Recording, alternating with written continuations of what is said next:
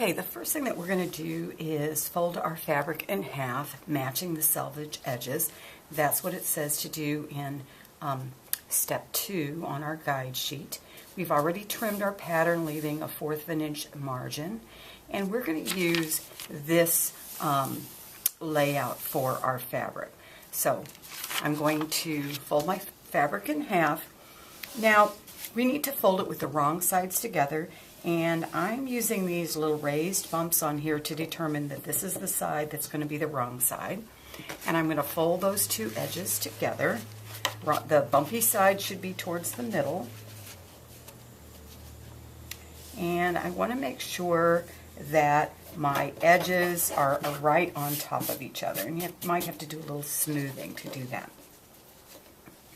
The next thing that we're going to do is put some pins on this edge to hold it together while we are putting our pattern on. And these are just temporary. So I'm going to start in the middle and work out each direction. And to put a pin in, this is my technique. I push down against the table. This is an old table, so it won't hurt anything. Don't do this on Mom's good dining room table. And you want to make sure that both the head and the point are sticking out. So there's my first one. I'm going to put 5 on here. And my non-dominant hand is kind of pushing against the fabric so that I get this little bump. Keep your finger out of the way so you don't accidentally pin through your finger. And then I'm going to put one right about here. And then one more. Once you have the two edges pinned together, then you're ready to start putting on the pattern.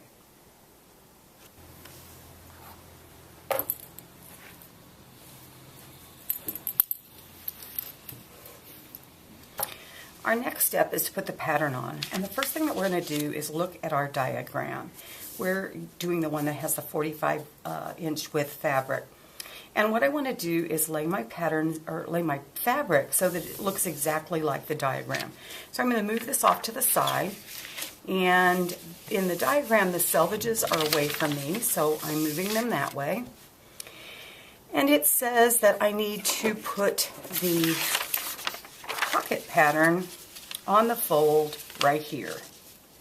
So I'm going to make sure that this edge right here is right next to the edge of the fabric. And I'm only going to put a few pins in just to get us started. You always want to pin the arrow first. So I'm pinning right by where the fold arrow is.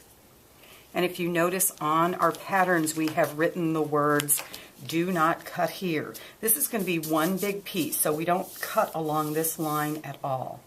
So I have the two ends of my arrow done, and then I'm just going to put one pin right here to hold this while we put the other ones on. The next piece that I'm going to do is the large piece, and I'm going to flip my fabric around to do that just so it's a little bit closer to me. And if I look at my diagram, I notice that I'm going to flip my diagram around now. It should be so that the top is facing to my left at this point.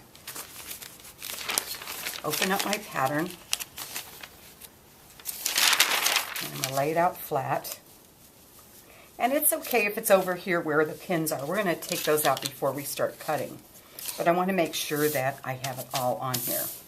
Now, the way that we pin pieces are to start with our arrows, then we do the compass points, then we do the corners, and then we do in between.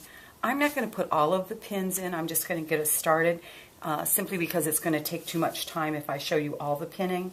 But you should have put marks on your pattern all the way around where the pins are supposed to go. So I'm going to start by pinning one end of the arrow. Okay, and I just want to make sure my whole pattern is on. I can either use a seam gauge to do this, or sometimes when you are working with a bigger piece of fabric, you might need to use a tape measure to measure, because we want the 2 points of this arrow to be parallel to the selvage. But since this is kind of a short amount, I'm going to go ahead and use a seam gauge. I'm going to lay the point, or the end of my ruler, right where the point of the arrow is, and I'm going to move my slider so it's right there. And because I have one in here, it's going to kind of stay in place, but I can move it a little bit one way or the other to make sure that these are exactly the same. And so smooth your pattern down and put a pin in this end. Now, the next step is your compass points. So I'm going to put one at north, one at south, and actually I'm going to take this one out because I don't need it anymore. And I'm going to take one for east, and then one for west. And then I'll finish pinning this in a few minutes, but right now what I want to do is get that last little piece on. So again, I'm going to flip my material around, my fabric around, and I have my last little one, which is my, my pattern for my loops. And we're going to use this piece of fabric right here to do a sample seam. So don't put the smack dab in the middle here. Put it down close to where your pocket is. And we've got an arrow. So that means that we have to put that in so that it's parallel to the edge.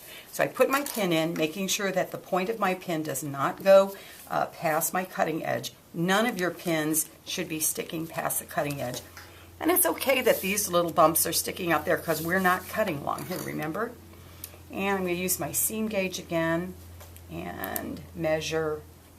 And I'm really not even looking at the measurement. It doesn't matter what the amount is. It could be 2 inches, it could be 6 inches. It just has to be the same on both ends. So I'm measuring that up. I'm going to put another pin here to hold this in place. I think I'll go this way.